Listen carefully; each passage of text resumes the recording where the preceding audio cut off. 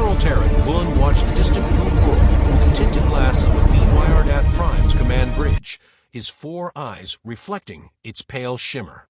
A single, fragile marble adrift in a void that belonged to greater species. His mandibles twitched with satisfaction. Another world, another conquest. The humans would be pacified like the others, catalogued, studied, and forgotten. Local resistance is minimal, reported Lieutenant Careth, voice clipped and efficient. Their defense satellites are outdated, projectile-based. Crude combustion drives, primitive encryption. It's almost disappointing. Tereth smiled thinly. Then disappointment will be brief. The fleet stretched across the void like a curtain of light, thousands of ships arranged in immaculate formation, each one a product of 10,000 years of conquest. To the Velcari Dominion, war was mathematics, and they had mastered every equation. Below them, Earth turned slowly, serene and unknowing. A comm signal pulsed through the bridge, human origin. It was not a cry for mercy nor a plea. The voice that spoke was calm, male, even courteous. This is Earth command to unidentified fleet. You are trespassing in a restricted defense zone. Identify yourself or withdraw. A murmur rippled through the crew. Careth chuckled, tapping his mandibles. They don't even know who we are. Tereth's tone was smooth as glass. They will. He gestured toward the helm. Prepare orbital demonstration. Target a sparsely populated continent. Send a message. The helmsman complied, claws gliding over the console. Energy began to build across the forward batteries, a low hum that vibrated through the ship's structure. On Tereth's command, beams of silver light lanced downward. For a moment, the display monitors glowed with brilliance. Then, without warning, every feed went black. Report. Unknown interference. Careth hissed. Weapons unresponsive, fire control overridden. By what? Before an answer came, the bridge lights flickered. Every screen now showed the same words in crude, angular glyphs, their own language, somehow projected through systems that were supposedly isolated. You invaded Earth. The words pulsed once, then vanished. An uneasy silence fell over the crew. Even the low hum of engines seemed to hesitate. Tereth rose slowly, mandibles tightening. Who authorized that transmission? No one, Admiral, said the communications officer, trembling. It's internal. Origin point here. Our own core system. That's impossible. Careth's hands moved swiftly over his console. Admiral, there's something else. The entire fleet, every ship reports the same intrusion. Outside, the stars shifted. Not visibly, but subtly wrong. The navigation grid realigned itself without command. The fleet's relative positions distorted, warped. Shut it down. Tereth barked. Reboot our drives manually. It won't respond. A new signal cut through the noise, a simple audio channel, open and raw. A voice spoke, deep and quiet, unmistakably human. You have made a mistake. Every head turned toward the speakers. The voice continued with the measured cadence of someone who had already won. We warned your observers to stay away. You thought our silence was fear. It was patience. The channel died. Tereth's upper hands clenched. Locate the source. Unknown, Admiral. Signal is everywhere and nowhere. Quantum layer transmission, no detectable carrier. He turned to face the observation window. Below, the blue planet glimmered like an eye opening for the first time. Primitive, they said, he muttered. Harmless. Should we retreat? Careth asked softly. Tereth laughed once, cold and short. From a dust world. No. We adapt. Deploy the drones. If their systems resist, we erase them. The drones launched, thousands of silver shards cutting toward Earth's atmosphere. For a moment, all seemed orderly again. Then, one by one, the signals blinked out. No explosion. No interference. Simply gone. Careth's voice was tight. They're not destroyed. They vanished from sensors. No debris, no trace. Retract the fleet. We regroup at Jupiter orbit, Tereth ordered. His mind raced. If they can nullify our systems. Admiral, the helmsman interrupted. Jupiter is no longer on sensors. Tereth turned. Explain. There's only static. All outer planetary readings have been replaced with false coordinates. Space itself. A ripple of distortion washed across the viewport, faint but visible, as though reality itself flexed. For the first time in his career, Tereth felt something alien to him. Doubt. The human voice returned, calm and unhurried. Your fleet will not proceed further. We are enforcing containment. Tereth snarled, Containment? You dare. The lights dimmed. The ship's core engines went silent. Even gravity flickered for a heartbeat. Around them, the stars themselves seemed to fade, leaving only the pale blue of Earth below. Then another voice, a different human, female, precise and emotionless. Your technology is impressive. You learn control without comprehension. We won't destroy you, Admiral Vun. Not yet. We need you to carry a message. He froze. You know my name? Yes, she said. We know all your names. Every monitor on the bridge came alive with Velcari insignia, overlaid by human symbols, codes, coordinates, directives. Then, one line of text appeared, centered in white. Return home. Tell them Earth is not to be touched. The feed cut. Silence again. The crew looked to Tereth. His expression was unreadable, his mandibles twitching with restrained fury. This is a trick, he said quietly. A display meant to intimidate. We are Velcari. We do not bow to primitives. But no one responded. They all stared at the blackened screens, at the blank void beyond the glass. The hum of the engines had not returned. The ship was adrift. Admiral, Careth whispered. They've disabled everything. Even life support protocols are locked out. How? The lieutenant's voice shook. By permission codes we don't possess. Tereth looked down at Earth one last time, and in that moment, his arrogance cracked, not shattered, but fractured just enough to let fear through. He saw the faint glow of cities, the delicate web of light across continents, and realized those lights had not dimmed once during the attack. They had never been afraid. Somewhere beneath those clouds, a civilization was watching, calculating, waiting. The human voice spoke one final time, quieter now, almost pitying. We gave you a warning. You mistook it for mercy. Leave now, before we remember what we used to be. Then the stars blinked back to normal. The fleet systems returned online. Engine power, weapons, everything, as though nothing had happened. The readings for Jupiter reappeared, all coordinates restored. Careth whispered, They let us go. Tereth didn't answer. His gaze remained fixed on the silent world below. For the first time in his long life, he wondered if conquest could be a sin. Set course for Council space, he said finally, voice low. Inform them Earth is secured. But even he didn't believe his own words. As the fleet turned and began its retreat, the human transmission echoed once more through static, just 3 words, unbidden and final. You invaded Earth. The bridge went cold. The Admiral said nothing, and the silence felt like judgment. The Velcari High Council chamber was silent except for the faint hum of the galactic holomap that floated between the towering pillars of obsidian glass. Admiral Tereth Vun stood at its center, his armor scuffed and dulled by radiation burns, his eyes sunken from sleepless cycles. The counselors watched him like carrion birds, circling something not yet dead. Explain, rasped Counselor VRYNN, her voice brittle as dried bone. Your fleet was armed with 10,000 plasma batteries, the finest ship-mine coordination in the Dominion, and a century of tactical perfection. Yet you return crippled, defeated, by a world that should not have been able to breach your shields. Tereth's mandibles clicked, but he said nothing. He'd replayed the encounter hundreds of times, the sudden system collapse, the disembodied human voices, the impossible control. Each time he tried to analyze it, the memory only grew colder, sharper, heavier. It wasn't a battle, he said finally. It was a warning. The word hung in the air like smoke. A low hiss spread through the council chamber as the others murmured, disbelief wrapped in contempt. A warning. From humans, another counselor spat. You're suggesting a species barely industrialized delivered a psychic broadcast across your entire fleet. Tereth raised his head slowly. Not psychic. Technological. They accessed our systems, disabled our drives, and returned control only after we retreated. Every command was overridden by codes we couldn't even detect. They knew our encryption architecture. They used it like it belonged to them.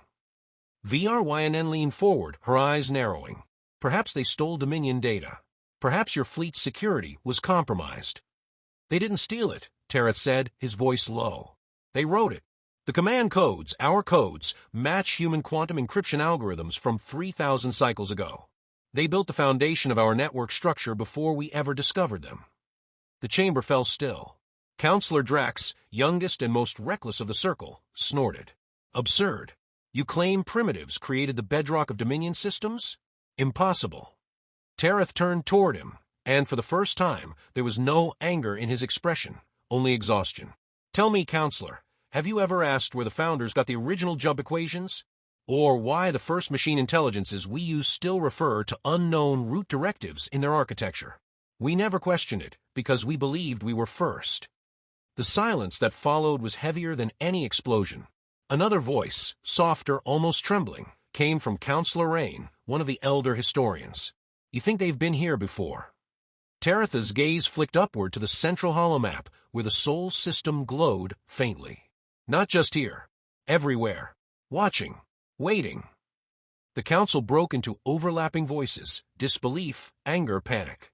VRYNN slammed her claw against the platform, silencing them. Enough. You speak of myths. Humanity was classified as a Tier 0 species, a cultural anomaly to be monitored and contained. They are incapable of interstellar production, let alone whatever you're implying. They wanted us to think that, Tereth said. They played dead. Let us study their signals, measure their weapons, underestimate their silence. We thought we were the apex. His mandibles flexed in disgust. We were just the bait. VRYNN's gaze sharpened. You're afraid. He met her eyes without shame. Yes. And you should be, too. The counselor's voice softened dangerously so. Then what do you propose we do? Run? Hide from a single world? Tereth hesitated. He could still hear that human voice in his mind, calm, dispassionate, terrifying in its restraint. Leave now, before we remember what we used to be. They weren't threatening us, he murmured. They were restraining themselves. The holomap flickered suddenly. Uncommanded. Lines of static stretched across the display, the image fracturing into 1,000 streams of data. The counselors recoiled as the system began to project foreign code, spiraling symbols that coalesced into an image of Earth. A voice filled the chamber, the same voice that had spoken to Tereth across the stars. This transmission is not aggression. It is acknowledgement. The council froze. Even the ever-arrogant Drax was silent. You have crossed a boundary that was never yours to cross, the voice continued. Earth does not seek conquest, but you have reminded us of what we once were. VRYN's throat clicked. Who are you? For a heartbeat, the chamber was utterly still. Then came the answer, calm and final. We are humanity, the species you taught cruelty by example. The projection faded. The holomap returned to normal as if nothing had happened. No one moved. The chamber's air felt thin, electric. Drax was the first to break the silence, slamming his fist against the table. They mock us. Tricks of light and interference. I will assemble a fleet myself and burn that world to cinders. Teretha's tone was cold as the void. And if that's what they want, if your fleet never returns, as mine almost didn't, what then? Drax sneered. You've let fear erode your reason. You disgrace the Dominion. VRYNN's eyes shifted toward the Admiral. If he's right, you'll be leading us into extinction. She turned back to Tereth. You've seen them. Tell me, Admiral, what do they want? He exhaled slowly, the movement weary, ancient. I don't think even they know. But whatever they were, whatever they've become, they've remembered. And that should terrify us all. The council descended into chaos again. Voices overlapped, calls for war, for retreat, for denial. Tereth stepped back from the center, the noise fading behind him, his gaze fixed on the cold light of the Sol marker. As he walked out of the chamber, his second-in-command, Kareth, intercepted him. They're not going to listen, are they? No, Tereth said. Not until it's too late. Then what do we do? He paused, mandibles twitching with something like grim determination. We learn. Everything about them. History, language, warfare, psychology. If they ever come again, I intend to understand the enemy before we become their lesson. Kareth hesitated. Do you think they'll strike first? Tereth looked back toward the council doors, now sealed behind him. Through the translucent glass, he could still hear the shouting inside, the arrogance, the disbelief, the same blindness that had doomed countless civilizations before. They already have, he said quietly. We just haven't realized it yet. He turned toward the corridor that led to the Dominion archives, the light from the chamber fading behind him. For the first time in his long, decorated career, the Admiral felt the weight of something he had never known before, not defeat, but the sense of standing on the edge of history, waiting for the sky to fall. When he reached the end of the hall, a flicker of movement drew his attention. A nearby console was active, unauthorized. Its screen glowed faintly with human script. "We see you." He stared at it for a long moment, his reflection merging with the words. Then, without a word, he deactivated the console and continued walking. Behind him, the light flared once more, and a whisper echoed faintly through the air, almost like an afterthought, almost amused. "This isn't over, Admiral." Tereth didn't turn around. He didn't need to. He already knew it was true. Admiral Tereth Vun had not slept in 6 cycles.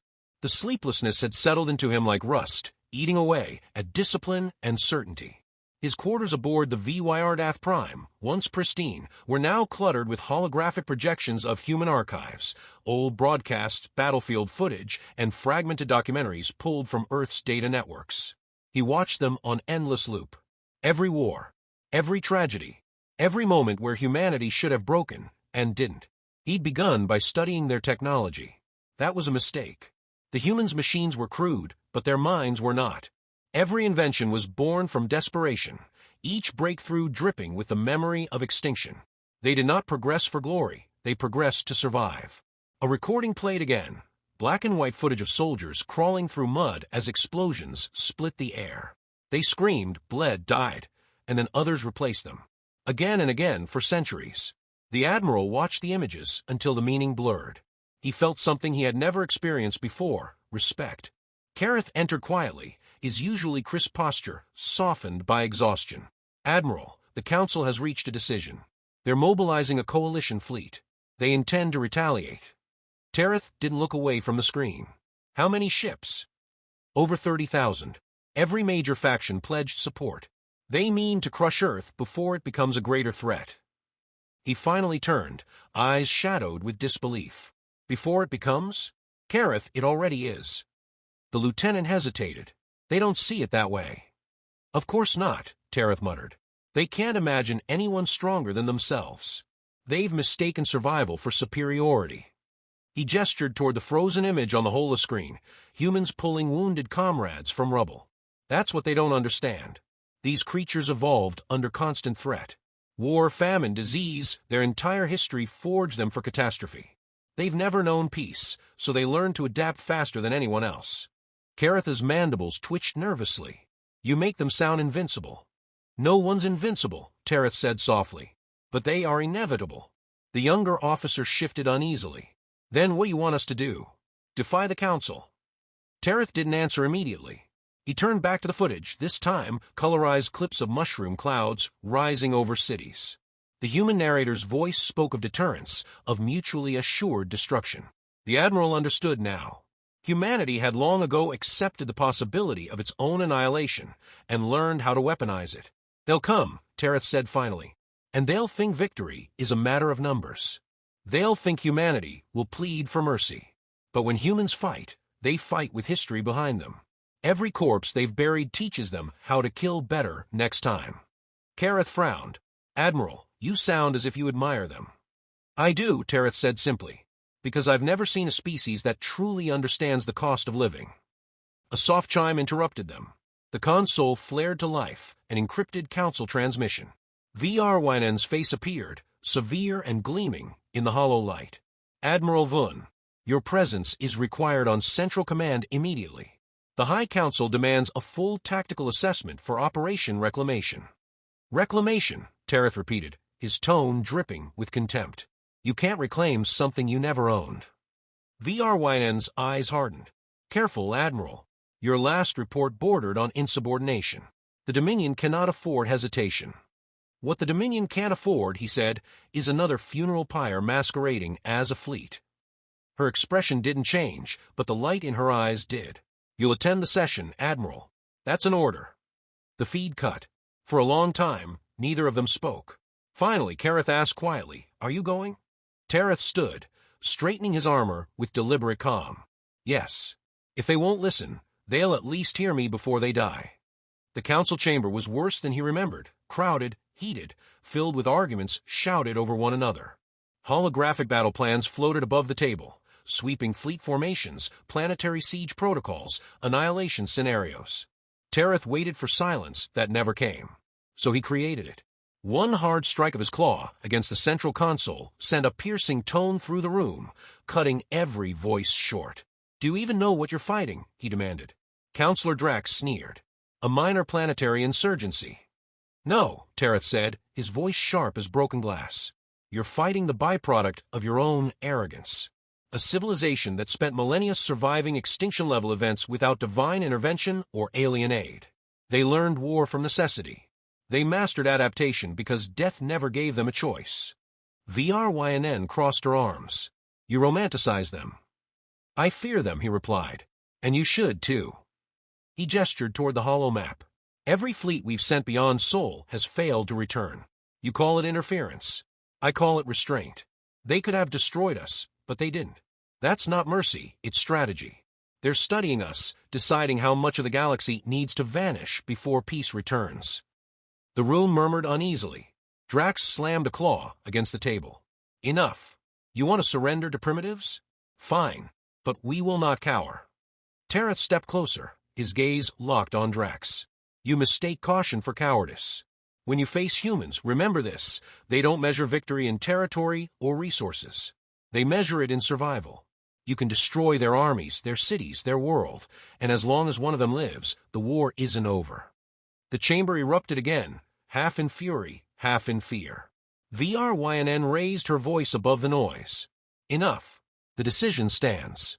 Operation Reclamation proceeds.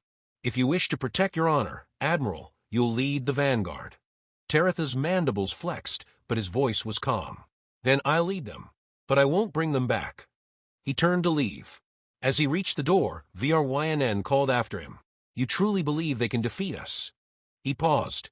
Defeat? No, they won't need to. Once they make us understand what fear truly is, the Dominion will destroy itself.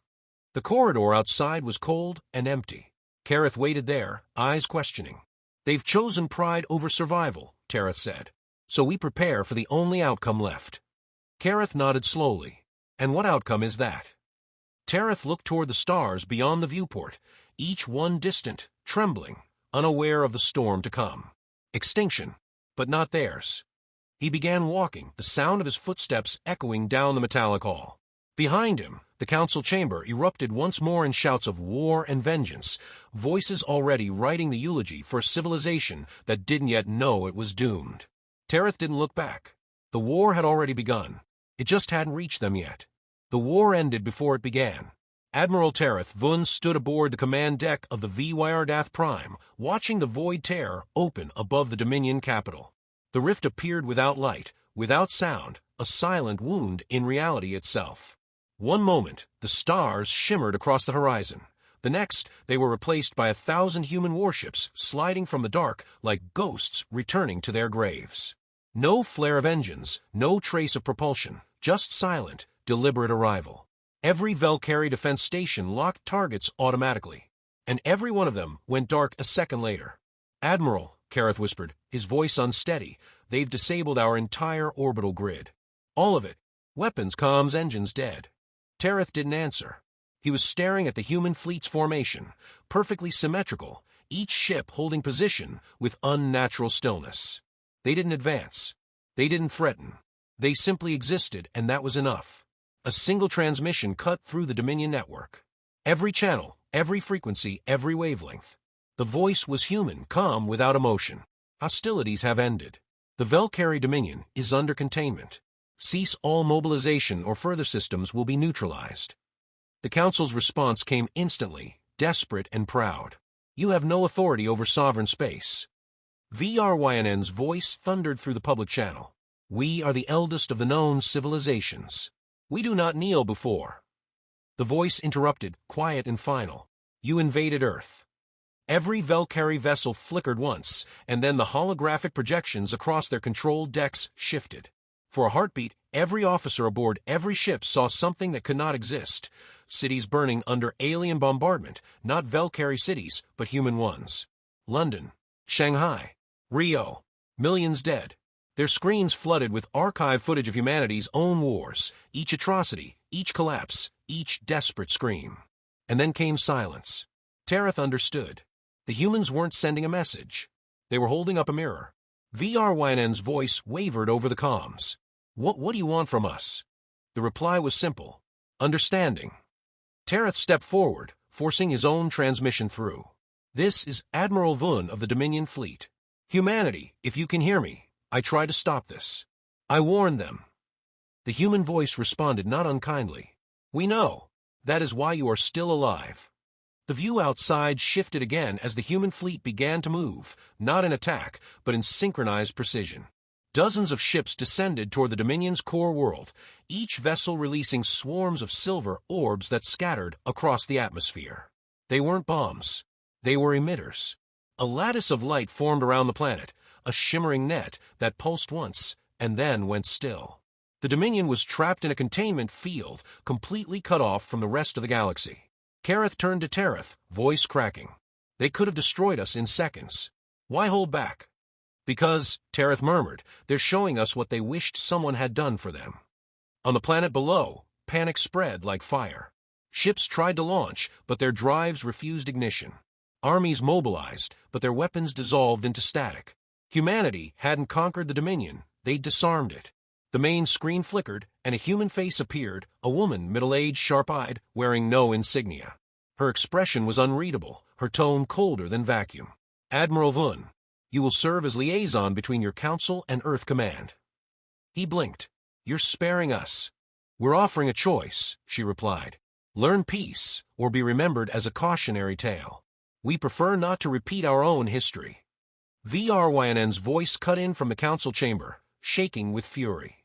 "You speak of peace while you enslave our world." The human woman's gaze flicked sideways, almost pitying. "You mistake control for survival. That is your first lesson." The transmission ended. The fleet remained in orbit, unmoving, eternal. Across Dominion space, reports came in from other systems, wormholes blooming near every colony, fleets of human drones establishing similar containment nets. Not a single shot fired. No death. Only silence. Tereth sank into the command chair, the weight of inevitability pressing against his chest. "They're rewriting the balance of a galaxy," he said quietly. "And they don't even need to fight to do it." Kareth stood beside him, watching the stillness beyond the glass. "What happens to us now?" "We adapt," Tereth said. "The same way they did." Hours passed before he was summoned to the Council chamber. He expected chaos, but what he found was worse, quiet resignation. The Grand Hall, once filled with voices and arrogance, now felt hollow. VRYNN sat slumped in her chair, her composure fractured. "They're broadcasting across every network," she whispered. A single message, repeated in every tongue. Tereth frowned. "What message?" She gestured toward the central display. The words appeared in plain Dominion script, illuminated in stark white. "No species has the right to rule another. The era of conquest is over." Tereth read it twice before speaking. "They mean to enforce it." VRYNN nodded slowly. "They already are." A cold realization spread through him. Humanity hadn't just won, they'd transformed. The galaxy would no longer fear the Dominion. It would fear Earth. He turned toward the observation window, where the human ships hung like a constellation of judgment. "Maybe that's what they wanted all along," he murmured. "Not vengeance. Balance." VRYNN looked at him, her voice trembling. "Do you think they'll ever forgive us?" "No," he said, "but maybe they'll forget. In time." The chamber lights dimmed as a new transmission filled the air. It wasn't a voice this time, just a recording. Human laughter. Real, genuine laughter. It echoed softly through the hall before fading away, replaced by a single line of speech. "We are not gods. We're survivors. Don't make us remember why." The line cut to static. Outside, the containment lattice shimmered once more, then steadied. The human fleet began to withdraw, each ship vanishing into invisible folds of space, leaving only silence in their wake. For the first time in Velcari history, the stars above their capital were empty. No banners. No fleets. Only the vast, indifferent night. Kareth entered quietly, standing beside Tereth, as they looked out together. "Do you think they'll return?"